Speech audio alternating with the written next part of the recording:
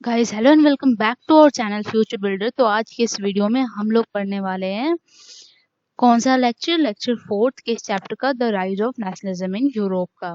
ठीक है, तो यहाँ पे हम लोग देखेंगे आज जुलाई रेवोल्यूशन। ठीक है, और हम देखने वाले हैं साथ में ग्रीक वॉर ऑफ इंडिपेंडेंस। ठीक है, और क्या देखने वाले हैं? Greek war of independence. पिछले लेक्चर में हमने पढ़ा था ट्रीटी ऑफ वियना, जिसमें हमने पढ़ा था कि वियना में जो ट्रीटी है वो कैसे जब नेपोलियन को great superpowers Britain, America, Russia, Prussia इन्होंने मिलकर हराया, तो उसके बाद कुछ चेंजेज आए जो कि किए गए to save conservatism and to save monarchy. ठीक है, मोनार्कल फॉर्म ऑफ गवर्नमेंट को सेव करने के लिए एक ट्रीटी किया गया। कहाँ पे? वियना में किया गया। कब किया गया? 1815 में। ठीक है, कहाँ पे किया गया? 1815 में वियना में किया गया। तो इसे हम ट्रीटी ऑफ वियना के नाम से जानते हैं, जिसको हमने पिछले लेक्चर थर्ड में बहुत अच्छे से पढ़ा। अब उस एज के बाद जब नेपोलियन हार गया सुपर पावर से और फिर से कहीं ना कहीं कंजर्वेटिज्म वापस आ रहा था। ठीक है, जो लोग थे वो मोनार्की को सेव करने में लगे थे, और साथ ही में कुछ ऐसे लोग थे जो कि अभी भी चाहते थे कि उनका नेशन आज़ाद हो, क्योंकि वो देखे थे कि नेपोलियन के टाइम या फिर जब लुई 16 को उसकी गद्दी से हटाया गया था, तो जब जनता का राज था तो तब ज़्यादा बेहतर था, ऐसा होना चाहिए। तो उस टाइप के लोग जो थे, लिबरल नेशनलिज्म, ये लोग टाइप आए थे, जिसमें हमने पढ़ा था गिसिप मैजनी जी के बारे में, जिससे फिर से हम आज इस लेक्चर में रिवाइज करके और इस लेक्चर में आगे बढ़ेंगे। ठीक है, ये जो लेक्चर है वो फुली डिपेंडेंट है किस पे? कौन सा टॉपिक इसमें मेन टॉपिक है? वो जुलाई रेवोल्यूशन और एक ग्रीक वॉर ऑफ इंडिपेंडेंस, और साथ ही में यहाँ पे जगह नहीं बची थी, रोमांटिक फीलिंग जो होती है वो एक करके एक पैराग्राफ है, वो हम इसमें पढ़ने वाले हैं, देखने वाले इस लेक्चर में। ठीक है, तो बिना देर किए हुए इस लेक्चर को शुरू करते हैं। लास्ट क्लास में हमने पढ़ा था गिसिप मैजिनी के बारे में। ठीक है, तो गिसिप मैजिनी कौन थे? आप लोग रिकॉल करेंगे। देखिए, ये जो गिसिप मैजिनी थे वो एक इटालियन रिवॉल्यूशनरी थे। कौन थे ये? एक इटालियन रिवॉल्यूशनरी थे। ठीक है, जिनका जन्म कहाँ हुआ था? जेनोआ में हुआ था। कब हुआ था? 1807 में हुआ था। और ये सीक्रेट सोसाइटी के मेंबर बने। कहाँ पे? कार्बिनरी में। कहाँ पे? कार्बिनरी में। ठीक है, यानी कि जब नेपोलियन को हराया गया, ठीक है, तो ये जो गिसिप मैजिनी थे ये एक इटालियन के रिवॉल्यूशनरी थे। ये चाहते थे कि लोग फ्री हो, जबकि जो ट्रीटी ऑफ वियना हुआ था वो राजा के सपोर्ट में हुआ था। वो लोग चाहते थे ट्रीटी ऑफ वियना वाले लोग कि मोनार्की का जो फॉर्म है वो सेव हो सके। बट गिसिप मैजिनी जो थे ये इटालियन रिवॉल्यूशनरी थे, जिनका जन्म जिनोआ में हुआ था 1807 में। ये कार्बिनरी एक जगह है, यहाँ पे जाके सीक्रेट सोसाइटी बना था। सीक्रेट यानी उस चीज को सीक्रेट रखा जाता था, किसी को नहीं पता था कि वहाँ पे कोई सोसाइटी चल रहा है। तो उन्होंने कार्बिनरी में वहाँ पे मेंबर बने।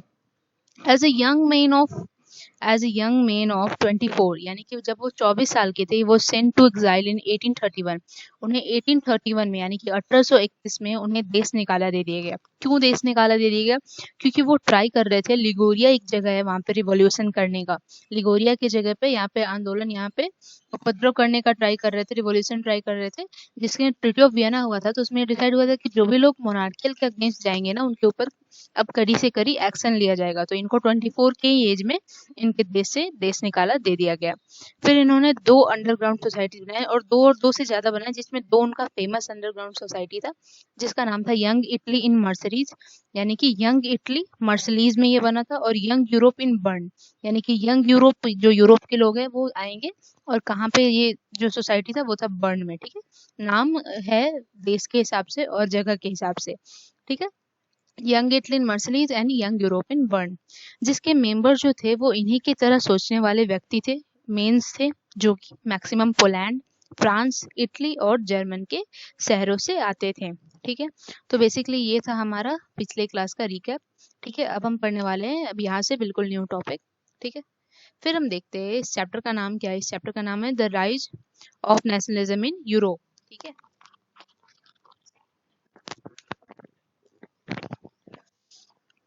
तो फिर हम देखते हैं यहाँ पर कि increasing revolutions in many regions of Europe such as the Italian and the German states, यानी कि जैसे जैसे ये जो रिवॉल्यूशंस थे वो बहुत सारे रीजन में बढ़ने लगे तब ट्रीटी ऑफ वियना के बाद। ठीक है, मैक्सिमम जो रिवॉल्यूशन थे वो कहाँ कहाँ पे हो रहे थे? तो वो हो रहे थे इटालियन में। ठीक है, वो हो रहे थे इटालियन और जर्मन स्टेट्स में, ठीक है। साथ ही में ओटोमन एम्पायर एक एम्पायर था, इसके भी कुछ राज्य थे, इसके भी कुछ प्रोविंसेस थे, यहाँ पे भी जो रिवॉल्यूशन था हो रहा था। आयरलैंड में रिवॉल्यूशन हो रहा था, पोलैंड में रिवॉल्यूशन हो रहा था, किसके अगेंस्ट? ये सारी अगेंस्ट थे मोनार्कियल फॉर्म के। बिकॉज जब मोनार्की था तो बहुत सारा डिस्क्रिमिनेशन था, बहुत सारा टैक्सेस थे, लोग परेशान रहते थे मोनार्की से। इस वजह से ये सब जो रेवोल्यूशन था वो हो रहा था। और ये कौन लीड कर रहा था, इसके जो हेड था वो कौन कर रहा था? तो ये टाइप ऑफ ग्रुप था जिसको हम बोलते हैं लिबरल नेशनलिस्ट, ठीक है। ये एक ऐसे ग्रुप थे, और इस ग्रुप में कौन कौन से लोग आते थे? तो इस ग्रुप के लोग जो थे वो पढ़े लिखे मिडिल क्लास के लोग थे, ठीक है। और साथ ही में वो लोग थे जो कि स्कूल में प्रोफेसर्स थे, स्कूल के टीचर्स थे, क्लर्क्स थे, member of commercial middle class है, ठीक है। तो ये लोग सारे आते थे लिबरल नेशनलिस्ट के अंदर। और ये लोग जैसे जैसे 1815 का ट्रीटी ऑफ वियना हुआ, उसके बाद रिवॉल्यूशन सारे रीजन में, वो चाहे इटली हो, जर्मन ओटोमन एम्पायर हो, आयरलैंड हो या पोलैंड हो, इन सारे रीजन्स में इन लोगों ने रिवॉल्यूशन को बहुत तेजी से अपना जो स्पीड है उसको इंक्रीज कर दिया। ये किसके द्वारा लेड था? लिबरल नेशनलिस्ट के द्वारा। एंड इसमें मेंबर कौन थे? स्कूल के प्रोफेसर, स्कूल के teachers, clerks, members of commercial middle classes, educated middle classes and so on, ठीक है। इसके बाद हम देखते हैं 1815 के बाद एक फेमस वो था, एक फेमस इवेंट है, वो है जुलाई रिवॉल्यूशन। अब why July revolution is so important हम यहाँ पे पढ़ेंगे, ठीक है। ये जो जहाँ से हम शुरू हुआ था, जहाँ से जो यूरोप का क्रांति शुरू हुआ था, वो शुरू हुआ था फ्रांस से। और ये जो जुलाई रेवोल्यूशन है ये भी है फ्रांस के बारे में, ठीक है। That's why it is so important. क्यों इम्पोर्टेंट है? तो देखिए, first upheaval took place in France in July 1813, यानी कि जब लुई 16, देखो क्या हुआ कि जब लुई 16 को हटाया गया, ठीक है, फिर जैकोबिन क्लब आया, फिर नेपोलियन आया। नेपोलियन को जब सुपर पावर के हेल्प से हराया गया, तो उसके बाद फिर से जो लुई 16 का फैमिली था उसको फिर से जो बोर्बन डायनेस्टी था उस पर रिस्टोर किया गया, यानी फिर से उनको गद्दी दिया गया। तो उस 1815 के बाद 15 सालों के बाद, ये जुलाई का समय था 1830 यानी 1830 में, जो बर्बन किंग को लाया गया था, ठीक है, who had been restored to power, treaty of Vienna के थ्रू जिन्हें लाया गया था।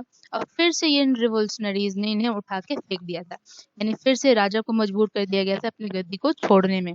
और वहां पे 1830 में उन्होंने इंस्टॉल किया लोगों के हेल्प से कॉन्स्टिट्यूशनल मोनार्की, ठीक है। एक ऐसा मोनार्की, एक ऐसा राज्य जो कि संविधान के हिसाब से चले, संविधान में कुछ लॉ हो, लोगों के लिए कुछ लॉ हो, ठीक है, उसके हिसाब से चले। तो नेपोलियन के बाद फिर से लुइस का जो परिवार था, बर्बन किंग का जो परिवार था, उसको लाया गया। फिर 1830 में इसे उखाड़ के, बिल्कुल सीक्वेंस वाइज है ये सब चीजें, ठीक है, फिर उसे उखाड़ के फेंक दिया गया। और साथ ही वहाँ पे कॉन्स्टिट्यूशनल मोनार्की को स्टैब्लिश किया गया, जिसके हेड कौन थे? उनके हेड थे लुइस फिलिप, ठीक है। लुइस फिलिप इसके हेड पे बैठे हुए थे। कब? फ्रांस। देखो एक कोट यहाँ पे है, when France sneezes the rest of the Europe catches cold. देखो, जब पहले भी हमने देखा कि जैसे फ्रांस में कोई चीज स्टार्ट हुआ, जैसे फ्रांस में फ्रेंच का रिवॉल्यूशन हुआ, पूरे दुनिया में ये मैसेज गया। जो फ्रेंच की आर्मी थी, ठीक है, उसको लोग लिबर्टी का हरबिंगर्स मानने लगे, ऐसा एंजल मानने लगे कि ये लोग ये संदेशा ही लाते हैं कि हमें आजादी चाहिए, ठीक है। तो फिर से ये बोलता है कि जब फ्रांस चीख मारता है तो पूरे यूरोप को कोल्ड पकड़ लेता है। यानी फिर से अब 1813 का एक टाइम था जहाँ पे फिर से फ्रांस की गद्दी पे उथल पुथल हुआ था, और फिर से पूरे यूरोप में कहीं ना कहीं जो रिवॉल्यूशन है फिर से होने वाला था। ये सारा जो प्रोसेस है, इस प्रोसेस के थ्रू कैसे जो यूरोप है वो मोनार्कियल फॉर्म से हटके जनता के हाथ में पावर कैसे आया, इस पूरे चैप्टर में हम यही पढ़ने वाले हैं, ठीक है। फिर हम देखते हैं इसके बाद Greek war of independence. France वाला ज्यादा इंपॉर्टेंट है, इसलिए फ्रांस वाले को पहले रखा गया है। फिर हम देखते हैं Greek war of independence in 1821, यानी कि ग्रीक भी एक जो देश है वो यूरोप का ही एक पार्ट है। और ये 1821 में इसने अपनी आज़ादी की लड़ाई लड़ी थी, और ये उतना ही इम्पोर्टेंट है जितना कि जुलाई रेवोल्यूशन इम्पोर्टेंट है, ठीक है। Now we will see Greece had been part of Ottoman Empire since the 15th century, यानी कि 15वीं शताब्दी से जो ग्रीस था वो ऑटोमन एम्पायर का हिस्सा था, ठीक है। It was a part of Ottoman empire since 15th century. उसके बाद हम देखते हैं कि growth of revolutionary nationalism in Europe sparked of a struggle for independence among the Greek which began in 1821, यानी कि जैसे जैसे, जब हमने बोला कि जैसे जैसे यूरोप में ये सारी बातें आई, फ्रेंच रेवोल्यूशन सबसे पहला हुआ, उसकी यादें सबको थी, उसमें क्या क्या चेंजमेंट आई सबको पता था। तो जो ग्रीक के भी रिवोल्यूशनरी थे, रिवोल्यूशनरी हर जगह थे, पूरे यूरोप में फैले हुए थे आफ्टर फ्रेंच रिवोल्यूशन। क्यों? क्योंकि वो मोनार्कियल फॉर्म से तंग थे। तो उन्होंने भी अपने आज़ादी की मांग जो है वो 1821 से शुरू कर दी, क्योंकि ये चाहते थे कि ये इस ऑटोमन एम्पायर के अंडर में ना रहे, ये जो ग्रीक है, ये जो ग्रीस है, ये एक अपना अकेला देश बन जाए, ठीक है। तब देखो ये जो नेशनलिस्ट थे ग्रीस के, नेशनलिस्ट इन ग्रीस, यानी ग्रीस के जो रिवोल्यूशनरीज थे, जो लोग चाहते थे आज़ाद होना, इन्हें सपोर्ट मिला। इन्हें कहाँ से सपोर्ट मिला? तो from other Greeks living in exile. देखो कभी कभी ऐसा होता था कि जो ग्रीक लोग पाए जाते थे, ठीक है, जो जो भी दोषी पाए जाए किसी भी छोटी चीज में या कुछ डिस्क्रिमिनेशन हुआ, वहां पे उन्हें देश निकाला दे दिया जाता था। तो जिन्हें जिन्हें भी देश निकाला दिया गया था, उन्हें ये जो है ये मैप है ऑटोमन एम्पायर का, ठीक है। तो जिन्हें जिन्हें भी देश निकाला दिया गया था, उसे क्या किया गया? उनसे ग्रीक को सपोर्ट किया, ठीक है। वहाँ के नेशनलिस्ट को सपोर्ट किया और बोला कि तुम लोग अच्छा कर रहे हो और ऐसे ही आज़ादी का मांग करते रहो। और इन्हें सपोर्ट कहाँ से मिला? वेस्ट से भी मिला सपोर्ट, वेस्ट के यूरोपियन से सपोर्ट मिला, जिनको सिंपैथी था कि जो ग्रीक का एंशियंट कल्चर, यानी कि जो ग्रीक पहले था ना, जो ग्रीक का एंशियंट कल्चर है जिसको ऑटोमन एम्पायर दबा रहा है, ठीक है, उस चीज को फिर से इन्हें रिस्टोर मिले, ये लोग आजाद हो जाएं, ठीक है। तो इन्हें यहाँ से सपोर्ट मिला, जिस कारण कहीं ना कहीं ये जो ग्रीक्स था वो कहीं ना कहीं आजाद हो भी पाया। ये था हमारा ऑटोमन एम्पायर, ठीक है। ये मैप है, और ये आप अपने बुक में ये मैप देख सकते हो। और ये जो ब्लू वाला पार्ट है, ठीक है, ये जो ये इस पिक्चर से ढक रहा है, ठीक है, ये है ग्रीस, ठीक है। फिर हम देखते हैं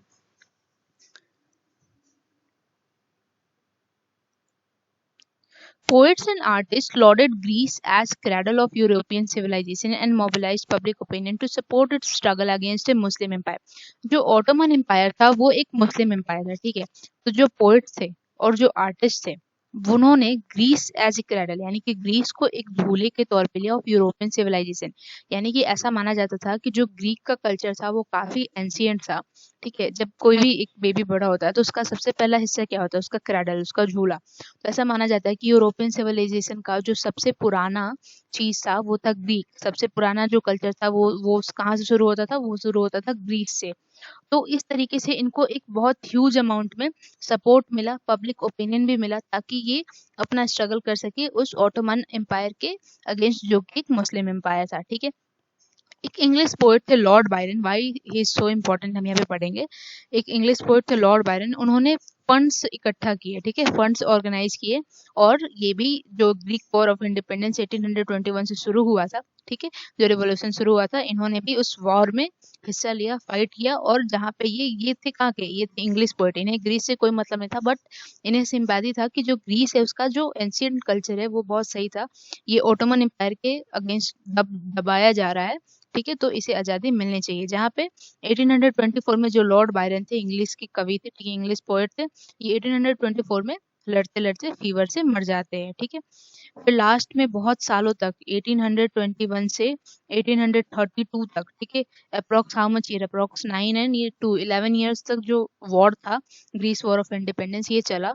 फाइनली एक ट्रीटी ऑफ कॉन्स्टेंटिनोपोल हुआ, ठीक है, कॉन्स्टेंटिनोपोल, ठीक है। यहाँ पे 1832 में जो ग्रीस था उसे एक आजाद नेशन का दर्जा दे दिया गया, ठीक है। उन्हें वहां पे इंडिपेंडेंस मिल गया, कब?